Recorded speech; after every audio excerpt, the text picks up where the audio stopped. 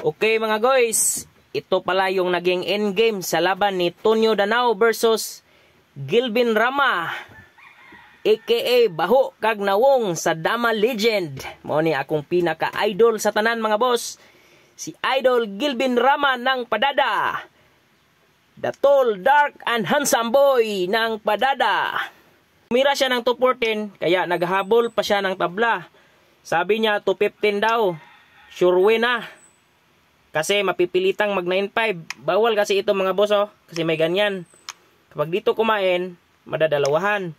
Kapag dito naman, matatatlo, di ba? So obligadong mag 9.5 ang blow mga boss. Tapos dito daw 12.8 daw.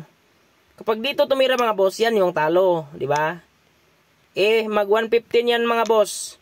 Pag 115 ang blow mga boss, pwedeng itre, pwede ring 14 to. Ito muna, unahin natin mga boss kung paano itabla. 7-3 lang. Pagkain, dito ka lang. Siyempre, dito siya. Dito ka lang. So, matatabla pa rin ito mga boss. Ganyan Kapag kinuha yung gitna, so dito na. So, draw. Kapag dito naman siya, lalong maliliit yung timing niya mga boss. Dito siya. Dito siya. So, walang magawa mga boss. Draw talaga kasi makukuha yung center.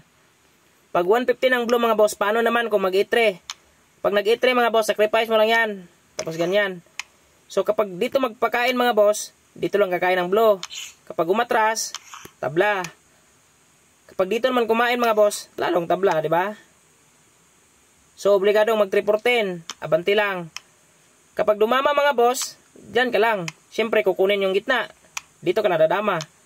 Pag nag-cover, matatalo pa ang green, di ba? Pagdama niya, dito lang. Pag nag 14-15 naman, sa gitna ka lang mga boss. So wala nang pangtakip. So draw talaga. Halimbawa, hindi mo na siya dadama mga boss, dito siya. Dito ka lang. So tabla talaga kahit anong gawin.